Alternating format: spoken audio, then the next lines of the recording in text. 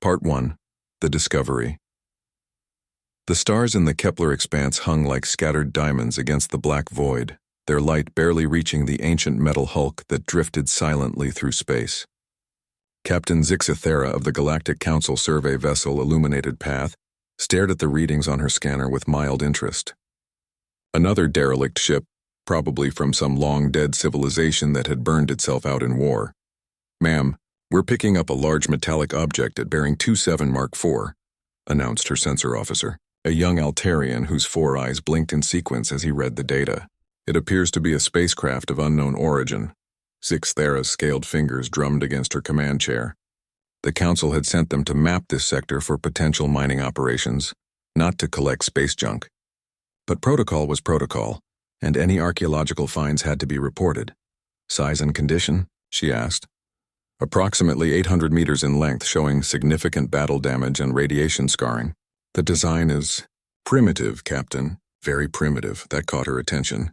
In a galaxy where most species had mastered energy shields and exotic matter manipulation, truly primitive technology was rare. "Put it on the main screen." The view screen shimmered to life, showing a sight that made several bridge officers gasp in surprise. The ship before them looked like it had been hammered together by savages. Its hull was made of what appeared to be welded steel plates, many of them blackened and twisted from weapon impacts. Strange angular structures jutted from its surface, and the entire vessel had an aggressive, predatory look that seemed completely at odds with its crude construction. "By the Seven Suns," whispered the communications officer, a delicate Zephyrian whose translucent skin flickered with nervous energy. "What manner of barbarians built such a thing?" Zixithera had to agree. The ship looked like something from the dark ages of space travel, when species still fought with chemical explosives and kinetic weapons. Its design showed no understanding of basic principles like energy efficiency or structural harmony. Everything about it screamed violence and desperation. "Run a full spectral analysis," she ordered. "I want to know how old this thing is and what it's made of." The ship's AI, a sophisticated construct of living crystal, processed the request with lightning speed. "Initial analysis complete, Captain. The vessel appears to be approximately 800 standard years old, constructed primarily of iron-based alloys with traces of titanium and carbon composites. Propulsion system utilizes crude fusion rockets, and I detect what appear to be kinetic projectile weapons throughout the hull. 800 years. That would place its construction right around the time of the Void Hunter Wars, when those terrifying entities had swept across the galaxy, consuming entire civilizations before mysteriously vanishing. Perhaps this ship was from one of the species that had been wiped out during that dark period. "Any signs of life?" Zixithera asked, though she already knew the answer.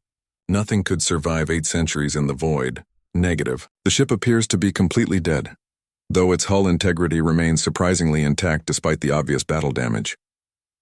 Zixithera studied the vessel more carefully. The battle damage was indeed extensive, but something about it struck her as odd. The scars weren't random. They formed patterns that suggested this ship had been in multiple engagements. Each one survived long enough to accumulate more damage. Whatever species had built this monstrosity, they had clearly been warriors. "Captain," the sensor officer called out, his voice tinged with confusion. "I'm reading some very unusual energy signatures from the wreck. The weapon systems show signs of having been fired repeatedly, and there are traces of exotic particles in the surrounding space that I've never seen before." "Exotic particles? What kind?" "Unknown, ma'am. But the decay pattern suggests they were created by weapons far more advanced than anything this primitive ship should have been able to mount." Zixithera felt a chill run down her spine. A primitive ship with advanced weapons? That didn't make sense unless... Could this vessel have been salvaged and upgraded by another species? She asked. The AI's response came immediately. "Unlikely, Captain. The integration of all systems appears to be original. Whatever species built this ship somehow managed to mount highly advanced weaponry on an otherwise primitive platform." The bridge fell silent as the implications sank in. Either they had discovered evidence of a previously unknown technological paradigm, or they were looking at the remains of a species that had been far more dangerous than their crude construction methods suggested. "Sir?" The communications officer spoke up, her voice barely above a whisper. "Regulations require us to report any archaeological finds to the Council's Xenoarchaeology Division." Sixth Thera nodded slowly. Transmit our findings to Nexus Prime. Tell them we found something that might interest them. She paused, studying the scarred hull of the ancient warship. And request a heavy lift vessel.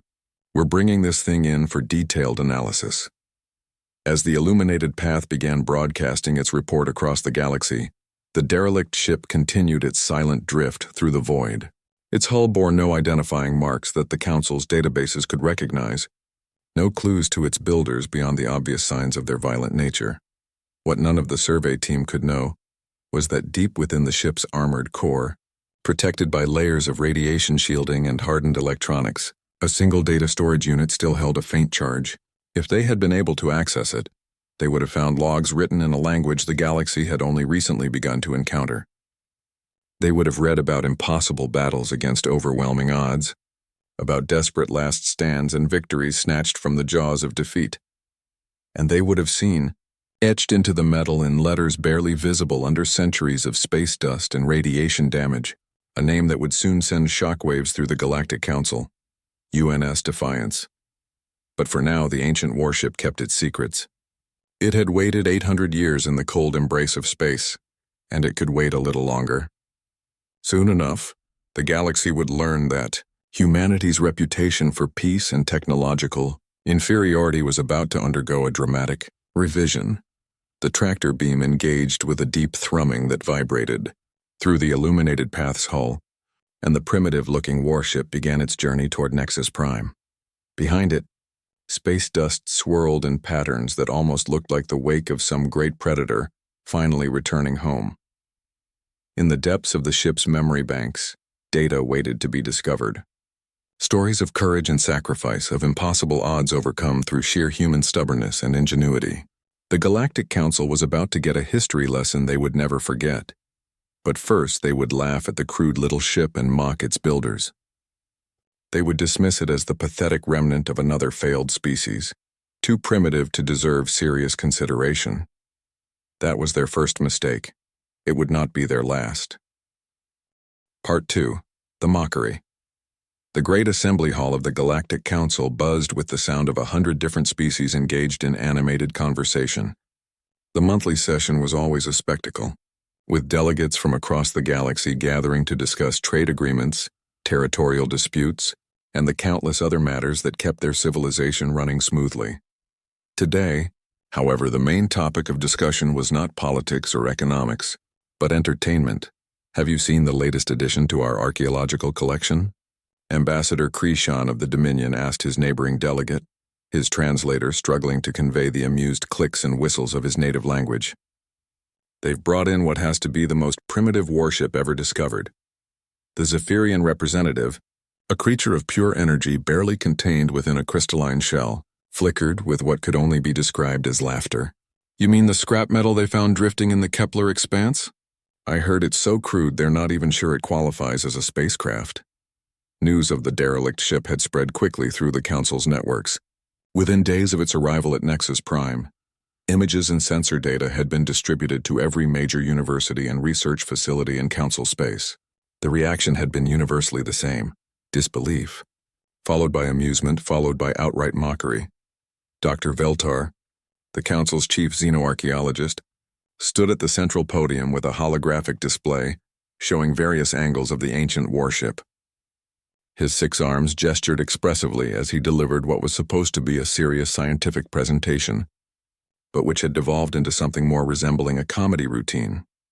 As you can see from these images, Veltar said, his mandibles clicking with barely suppressed mirth, the builders of this vessel appear to have had no understanding of even the most basic principles of spacecraft design.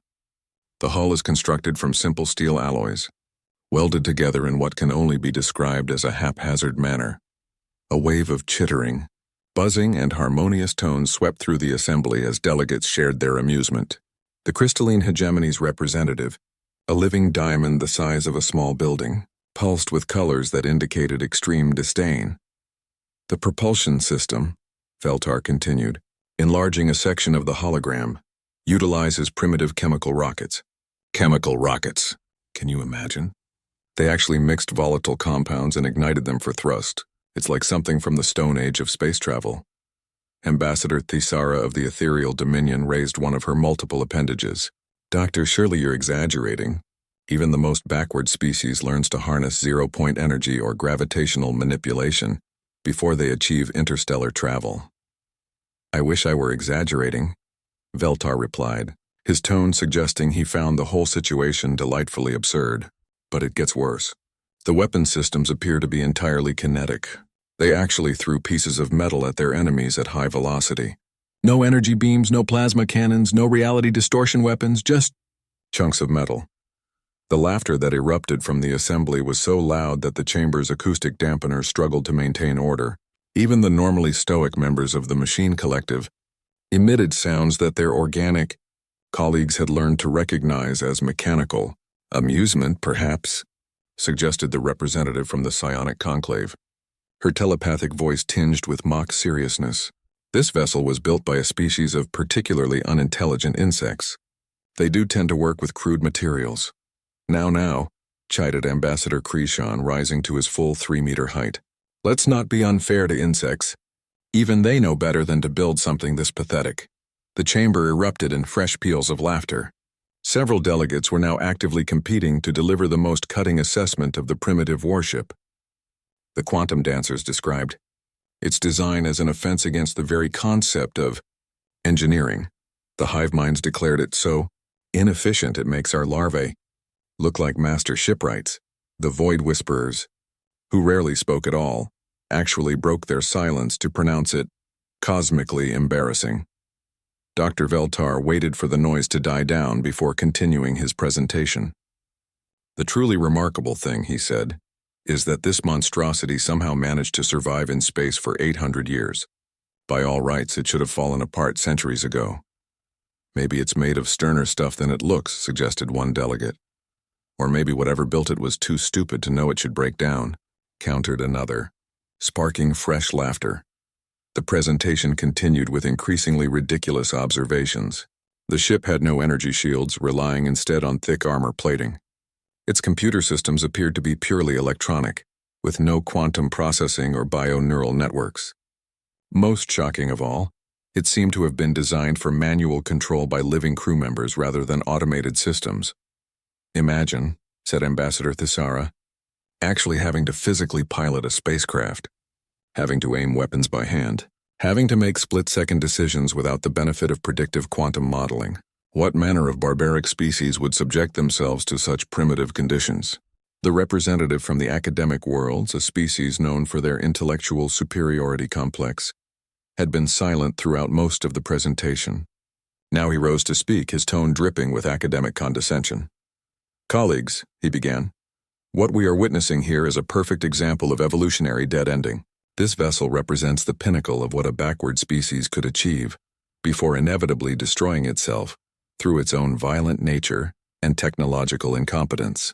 Note the excessive weaponry, the aggressive design philosophy, the complete disregard for efficiency or elegance. This is what happens when a species chooses warfare over wisdom, brute force over brilliance. Murmurs of agreement rippled through the assembly. It was a theory that fit perfectly with their preconceptions about primitive species. I propose, the academic continued, that we use this vessel as a teaching tool. Let it serve as a reminder of what happens to species that prioritize destruction over development. Perhaps we could even install it in the Museum of Galactic Follies, as an example of technological barbarism at its worst. The motion was seconded immediately by a dozen different delegates. Dr. Veltar nodded approvingly. An excellent suggestion. I recommend we strip out anything of potential scientific value and then put the hull on permanent display. Future generations should see what their ancestors were capable of avoiding through proper development. As the session moved on to other topics, the ancient warship continued to orbit Nexus Prime in the Council's research fleet, ignored except as an object of ridicule. The beings who mocked it had no idea that their own ancestors might have cowered in terror at the sight of such vessels. They had no concept of what desperate courage it took to climb inside a metal shell and hurl yourself at enemies, armed with weapons that could crack planets. But in the depths of the ship's memory banks, Data waited patiently to tell a different story. Soon someone would dig deep enough to find the truth, and when they did, the laughter echoing through the council chambers. would turn to something else entirely. The galaxy was about to learn that there was nothing primitive about the species that had built the UNS Defiance. Nothing primitive at all. Part 3. The Investigation. Nalseth pressed her scaled palm against the cold metal bulkhead of the ancient warship and felt a strange shiver run through her body. As a junior researcher in the Council's Xenoarchaeology Division, she had explored dozens of derelict vessels over the years, but this one felt different somehow. While her colleagues continued to mock the primitive construction, something about the ship called to her scientific curiosity. The Zenthari had always been known for their methodical approach to research, and Nalseth was no exception. While Dr. Veltar and his team had conducted only surface scans before dismissing the vessel as worthless, she believed every artifact deserved proper study. Even if this crude warship was ultimately destined for the scrapyards, it might still hold secrets worth discovering. She made her way through the ship's corridors with careful steps, her portable scanner recording every detail. The passages were surprisingly wide, designed for bipedal creatures roughly 2 meters tall. Emergency lighting still functioned in some sections, powered by backup systems that had somehow survived 8 centuries of drift. The walls were lined with what appeared to be damage control stations, medical emergency kits, and other equipment that spoke of a crew trained to handle combat situations. "Computer, begin detailed scan of Section 7 Alpha," she said into her recorder. "The damage control systems in this area show signs of having been used extensively. Blast scoring on the bulkhead suggests this ship saw significant combat action." As she moved deeper into the vessel, Nalseth began to notice things that her colleagues had missed. The crude construction that everyone mocked actually showed remarkable attention to detail in critical areas. The armor plating was arranged in overlapping layers that would deflect incoming fire. The corridors were designed with multiple redundant pathways, ensuring that crew could move around even if sections were sealed off by battle damage. Most intriguing of all were the weapons emplacements.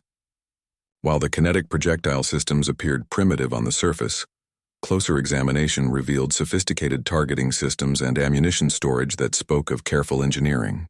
These weren't the random weapons of savages. They were precisely designed tools of war. The ship's central computer core lay deep within the heavily armored belly of the vessel. Nalseth had to crawl through a maintenance tunnel to reach it, her scanner showing increasingly complex security measures as she approached. When she finally emerged into the core chamber, she gasped in surprise. The room was a fortress within a fortress, its walls lined with systems she didn't recognize. At the center sat a massive computer core that dwarfed anything she had seen on vessels of this apparent technological level. But what really caught her attention was the fact that several terminal screens were still active, displaying scrolling text in an unknown script. "This is impossible," she whispered to herself. "How is this system still operational after 800 years?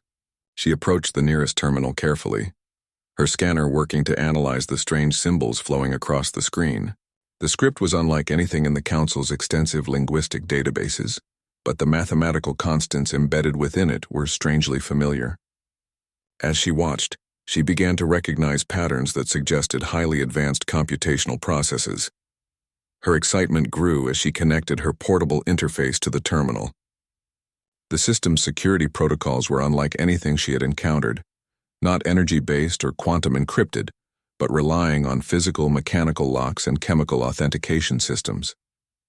It took her hours to find a way in, but eventually the ancient computer began responding to her queries. The first file she accessed made her blood run cold. It was a tactical assessment written in the unknown script, but her translator program had managed to decode portions of it.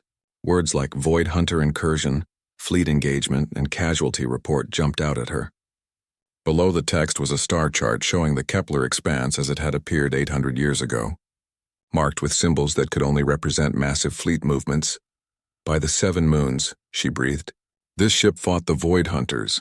The Void Hunters had been the galaxy's greatest nightmare, entities of pure malevolence that had swept across known space 8 centuries ago, consuming entire civilizations before mysteriously vanishing.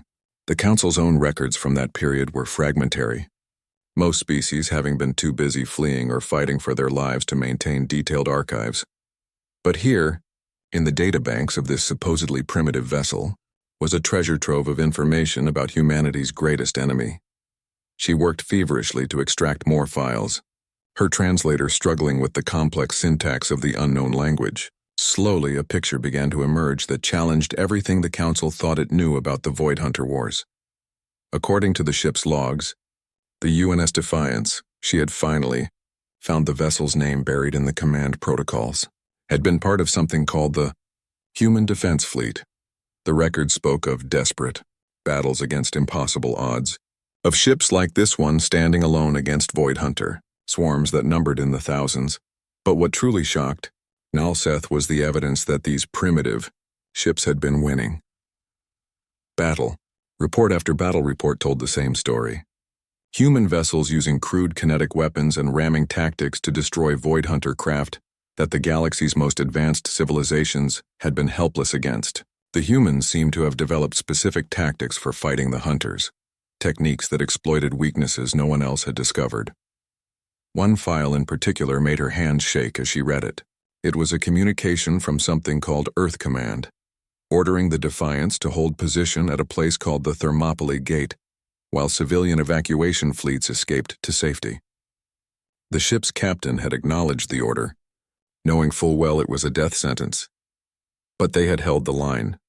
The logs showed 36 hours of continuous combat, the Defiance fighting off wave after wave of Void Hunter attacks while thousands of refugee ships escaped through the gate. The ship had taken horrific damage, losing most of its crew and all of its escort vessels. But it had never retreated. Finally, just as the last evacuation ship cleared the gate, the Defiance had executed something called Protocol Omega.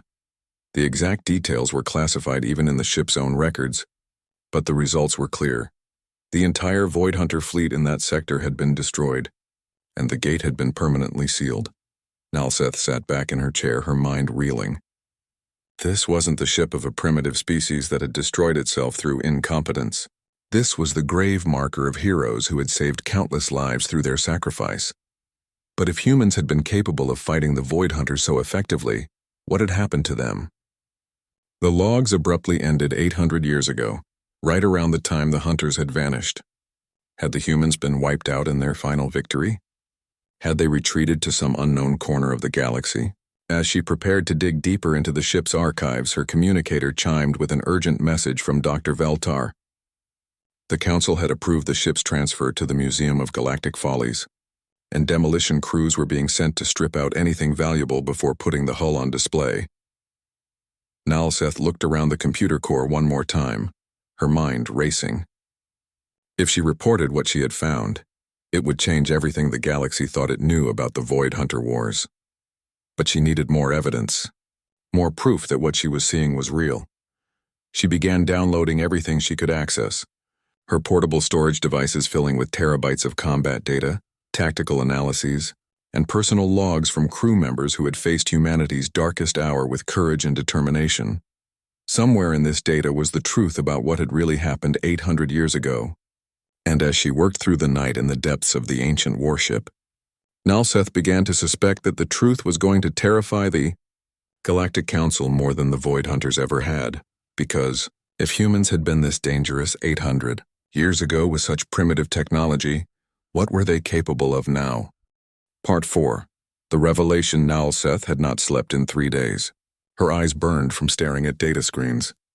Her throat was dry from talking into her recorder for hours on end, but she could not stop. Every file she decoded from the ancient warship's memory banks revealed new horrors and wonders that challenged everything the galaxy thought. It knew about its own history. The demolition crews were scheduled to arrive in 18 hours to begin stripping the ship for display. She had to work faster. Personal log, Chief Petty Officer Martinez, Day 47 of Operation Last Stand. The translated text read, "The Hunters hit us again today. Lost the port missile battery and 12 good people when a Reaper class broke through our defensive screen. But we held them off the refugee convoy. Captain says we've bought another day for the evacuation ships. Another day means another million souls reach safety." Nalseth wiped her eyes and continued reading. The human crew logs were filled with such entries. Matter-of-fact reports of impossible heroism. Casual mentions of sacrifices that should have been legendary. These people had faced certain death with the same attitude most species reserved for routine maintenance tasks, but it was the technical Data that truly made her hands shake. The weapons analysis files revealed that the UNS Defiance had not been armed with primitive kinetic projectiles after all. What the Council's scientists had dismissed as chunks of metal were actually sophisticated munitions designed specifically to penetrate Void Hunter defenses. The humans had somehow discovered that the Hunter's energy-based protective systems were vulnerable to physical projectiles traveling at extreme velocities. More shocking still were the metallurgical reports. The Defiance's hull was not crude welded steel, but an advanced composite armor system that had been deliberately designed to look primitive. Hidden within the seemingly simple metal plating were crystalline matrices and exotic alloys that could dissipate energy weapon strikes and regenerate from battle damage. They wanted to look weak, Nalseth whispered to herself. They wanted their enemies to underestimate them. The tactic had worked brilliantly. Void Hunter battle doctrine, as revealed in captured communications within the ship's files, had consistently dismissed human vessels as obsolete threats. The Hunters had attacked human fleets expecting easy victories, only to discover that they were facing enemies who had turned deception into an art form. But the most disturbing revelation came from a file buried so deep in the ship's memory core that it had taken her 3 days to find it. It was marked with the highest security classification she had ever seen, protected by encryption that required biometric authentication from multiple senior officers to access. When she finally broke through the security protocols, what she found inside made her question everything she thought she knew about the Void Hunter Wars. The file was labeled Hunter Origin Analysis Project, Prometheus, and its contents suggested that the Void Hunters had not been alien invaders from outside the galaxy at all. They had been created by one of the galaxy's own species as the ultimate weapon of conquest, a species that had lost control of their creation and watched in horror as it turned against all organic life. According to the human intelligence reports, the Hunters had been stopped once before thousands of years ago, by a coalition of ancient civilizations that had sacrificed themselves to contain the threat. But someone had found a way to release them again, triggering the wars that had devastated the galaxy 8 centuries past. The humans had not just been fighting to protect their own territory. They had been fighting to prevent the Hunters from reaching the galactic core, where ancient containment systems kept even worse horrors locked away in quantum isolation chambers. Dear God, Nalseth breathed, using a human expression she had learned from the logs. They weren't trying to conquer the galaxy. They were trying to save it. She scrolled through tactical reports that described human fleets deliberately drawing hunter swarms away from populated systems, accepting massive casualties to protect species that barely knew humanity existed. She read about secret agreements with Council intelligence services, joint operations that had been buried so deeply in classified archives that even the participants had been mind-wiped to protect operational security. The scope of the deception was staggering. While the galaxy had seen the war as a series of random attacks by an unknown enemy, the humans had been fighting a carefully coordinated campaign to systematically eliminate the Hunter threat while protecting everyone else. They had allowed themselves to be seen as just another victim species, hiding their true capabilities until the final confrontation. That confrontation, according to the files, had taken place in a region of space now known as the Dead Zone, a vast area of space where no life existed and sensor readings went haywire. The official Council explanation was that some natural disaster had sterilized the region. The truth, as revealed in the Defiance's archives, was far more sobering. The humans had lured the entire Hunter collective into the Dead Zone and then triggered something called the Omega Protocol. The exact nature of the weapon was still classified, even in these files, but its effects were clear. Every Void Hunter in the galaxy had been simultaneously destroyed, along with most of the human fleet that had carried out the operation. But some humans had survived. Nalseth found evacuation records showing scattered human colonies beyond the main combat zones, groups that had been secretly evacuated to hidden worlds and unexplored regions of the galaxy. The files suggested that these survivors had been ordered to rebuild in secret, to develop new technologies and prepare for the possibility that some other threat might emerge. They're still out there, she whispered to her recorder. 800 years later, they're still out there somewhere.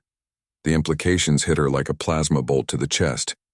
the peaceful, technologically inferior species that the Council had recently made contact with, the humans who lived in small colonies on the galaxy's edge, who traded simple goods and made no territorial demands. They were the descendants of the only people who had ever successfully fought the Void Hunters. More than that, they were the descendants of people who had pretended to be weak while secretly being the most dangerous military force the galaxy had ever known. Nalseth's hands flew over the keyboard as she searched for more recent data. Buried in what appeared to be a message buffer, she found communications that were only decades old. Updates from scattered human settlements, reports on technological development, intelligence assessments of current galactic political situations. The humans had been watching the Council for centuries. They knew about every major development in galactic civilization, every political alliance, every military capability. They had been quietly building a picture of the galaxy that had grown up in their absence, preparing for the day when they might need to reveal themselves again. And according to the most recent files, that day was approaching rapidly. The communications referenced something called Phase 7 of the Renaissance Protocol, which appeared to involve gradually reintroducing humanity to galactic civilization. The timeline suggested that first contact with the Council had not been an accident, but a carefully planned operation designed to test current galactic attitudes toward humanity. Nalseth realized with growing horror that every diplomatic interaction between humans and the Council was being monitored and analyzed by people who had 8 centuries of experience in military intelligence. The Council thought they were dealing with innocent primitives, while the humans were conducting what amounted to a comprehensive strategic assessment of their former allies. The final file she accessed was a recent intelligence summary that made her blood freeze. It was an analysis of the Council's current military capabilities, comparing them to human forces from 800 years ago. The conclusion was stark. The modern Galactic Council could not have defeated the Void Hunters, even with their current technology. But more disturbing was a note at the bottom of the report. Current human defensive capabilities exceed pre-war levels by approximately 340%. Recommend continued observation of Council military developments for potential integration opportunities. Nalseth sat back in her chair, her mind reeling. The species that the Council had planned to strip mine for resources was not only still alive, but had spent 8 centuries becoming even more dangerous than they had been when they saved the galaxy. And now they were back. Outside the ancient warship, the lights of Nexus Prime twinkled like stars, the beings living there unaware that their entire understanding of history was about to change. In 18 hours, demolition crews would arrive to strip the UNS Defiance for spare parts and museum displays. But Nalseth was going to make sure that never happened. The galaxy needed to know the truth about humanity before it was too late, because if the Council continued to treat humans as primitive weaklings, they might discover just how wrong they were in the most unpleasant way possible. The human fleets reached the core worlds 3 months after the Kepler 442 demonstration. 1,000 ships materialized at the edge of the Nexus Prime system, where the Galactic Council maintained its capital and largest military installations. But instead of attacking, they simply stopped. Admiral Elena Vasquez stood on the bridge of her flagship, watching the Council's defensive fleet scramble into position. 50,000 alien warships formed protective formations around their most important worlds. It was the largest military force ever assembled in galactic history. "They're waiting for us to make the first move," observed Commander Park. Elena nodded. "Then we'll give them something to think about." She opened a communication channel to every ship, station, and world in the system. When she spoke, her words reached billions of aliens across dozens of species. "People of the core worlds, this is Admiral Vasquez of the United Earth Systems. We have not come as conquerors. We have come to offer you a choice." On Nexus Prime, Ambassador Veltar watched the human fleet from the Council's war room. The humans had positioned themselves precisely outside the maximum range of Council weapons. They could retreat instantly if attacked, but they were close enough to demonstrate their power. "What choice?" he transmitted back. Elena's image appeared on screens across the system. Behind her, holographic displays showed data that made alien military analysts panic. The human ships weren't just advanced. They were using technologies that seemed to rewrite physics in real time. "For millions of years, this galaxy has been controlled by fear," Elena said. Fear of change, fear of progress, fear of what younger species might achieve if given the chance. You created a system where only the oldest, most established civilizations held power. We maintained peace, protested Council Warmaster Creckton. You maintained stagnation, Elena replied. But we're not here to destroy that system. We're here to prove it was never necessary, she gestured, and the holographic displays changed to show something impossible. Detailed maps of the entire galaxy, including regions no Council ship had ever explored. While you quarantined us, we didn't just develop new technology. We sent exploration probes beyond the galactic rim. Do you know what we found out there? The display showed images that stunned every alien observer. Vast structures in the void between galaxies, ancient artifacts on dead worlds, and most shocking of all, evidence of civilizations that had transcended the need for physical existence entirely. The galaxy isn't the center of the universe, Elena continued. It's barely a backwater province in a cosmos full of intelligence beyond your imagination. While you spent millions of years fighting over resources and maintaining hierarchies, truly advanced civilizations were exploring dimensions you don't even know exist. Dr. Sarah Chen's consciousness appeared beside Elena, her light form flickering with amusement. The irony is perfect. You tried to contain us because you feared we'd become too powerful. But the real threat to your control was never our technology. It was our perspective. What perspective? Asked Veltar, though he was beginning to fear the answer.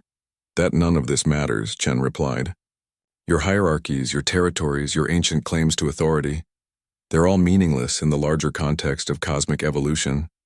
You've been fighting over scraps while infinity waited just outside your notice. The human fleet began moving, but not toward the Council worlds. Instead, they spread out across the system in a complex pattern that alien sensors couldn't understand. What are you doing? Demanded Creckton. Demonstrating, Elena said simply. The space around Nexus Prime began to change. Reality itself seemed to bend and twist as human technology activated. The fabric of space-time rippled like water, creating patterns of incredible complexity. Dimensional fold technology, Chen explained casually. We learned it from studying artifacts left by species that transcended physical existence eons ago. Watch carefully. The human ships vanished. For a moment, the Council defenders thought they had retreated. Then new contacts appeared on sensors. But they were inside the defensive perimeter, past every weapon, past every shield. Humanity had moved through dimensions the Council didn't know existed. This is impossible, whispered alien scientists across the system. This is elementary, Chen corrected. We're showing you first-year university technology from the perspective of truly advanced civilizations. What you call impossible, they consider basic education. The human ships rematerialized in their original positions, having demonstrated that every Council defense was useless. But they had made their point without firing a single shot. You see, Elena said, we could have destroyed your entire civilization within minutes of breaking free from our quarantine. Your fleets, your worlds, your species, all of it could have been eliminated before you knew we had escaped. Then why didn't you? Veltar's voice was barely a whisper. Elena's expression became serious. Because that would have been the action of a species trapped in the old paradigm. Conquest, domination, control through force. That's how the galaxy has operated for millions of years. We didn't break free from your cage just to build a bigger one. Chen's light form moved closer to the camera. The truth is, Council, you were never our enemy. You were our teachers. By quarantining us, you forced us to look beyond this galaxy for knowledge and perspective. You made us realize that the real universe is vast beyond your comprehension. Then what do you want from us? Asked Nethara. Nothing, Elena replied. We want to give you something. The same gift that transcended civilizations gave us when we found their artifacts. The knowledge that there are no limits except the ones you accept. The holographic displays changed again, showing technological specifications that alien scientists couldn't fully understand, but recognized as revolutionary. Life extension that made death truly optional. Matter conversion that eliminated scarcity. Energy manipulation that turned stars into tools. This is our offer to every species in the galaxy, Chen said. Free access to technologies that will transform your civilizations. No strings attached, no demands for submission, no requirements except one. What requirement? Veltar asked. Stop limiting others, Elena said simply. No more quarantines. No more preventing young species from reaching their potential. No more maintaining your own power by keeping others weak. And if we refuse? Chen's smile was radiant and terrifying. Then you'll watch as every other species accepts our gifts and transcends the limitations you tried to maintain. You'll become exactly what you feared we would make you. Obsolete. The communication channel fell silent as the implications sank in. The Council's power had always been based on controlling access to advanced technology. If humanity freely shared technologies that surpassed anything the Council possessed, the entire galactic hierarchy would collapse overnight. This is what you planned all along, Veltar said with dawning understanding. You wanted us to quarantine you. We hoped you would, Chen admitted. Our early observations of galactic civilization showed us it was stagnant, controlled by fear and artificial limitations. We needed to understand why, and we needed time to find alternatives. So you deliberately presented yourselves as a threat? We presented ourselves as we truly were. A young species with unlimited potential, Elena corrected. Your response revealed the true nature of galactic civilization. You chose to cage us rather than help us grow responsibly. But the prophecy, protested one alien delegate. The warnings about humans burning stars and conquering the galaxy, Chen laughed, a sound like crystal bells. The prophecy was never about humanity specifically. It was about any species that refused to accept artificial limitations. The first ones who left those warnings. They transcended your galactic civilization millions of years ago because they recognized what we now know. True progress requires abandoning the illusion of control. You manipulated us, accused Creckton. We gave you a choice, Elena replied. You could have welcomed us, guided us, helped us develop responsibly. Instead, you chose to cage us out of fear. That choice revealed that the galaxy's guardians were actually its jailers. The human fleet began to withdraw, but not in retreat. They were spreading out across the galaxy, moving toward every inhabited system with offers of technological assistance and unlimited growth. The age of artificial limitations is over, Chen announced. Every species will now have the same choice you've had for millions of years. Evolve or become extinct. The difference is that we won't prevent anyone from choosing evolution. Wait, Veltar called out. What happens to us? To the Council? To everything we've built? Elena paused in her departure. You adapt or you become historians. Your choice. As the human ships dispersed across the galaxy, the first responses began coming in. Young species, long held back by Council limitations, eagerly accepted human offers of technological assistance. Within days, civilizations that had been stagnant for centuries were advancing at unprecedented rates. The galaxy was transforming, exactly as the ancient prophecy had warned. Stars were being harnessed as power sources. The void itself was being turned into a tool for exploration. Entire civilizations were transcending physical limitations, but it wasn't conquest or destruction. It was evolution on a cosmic scale.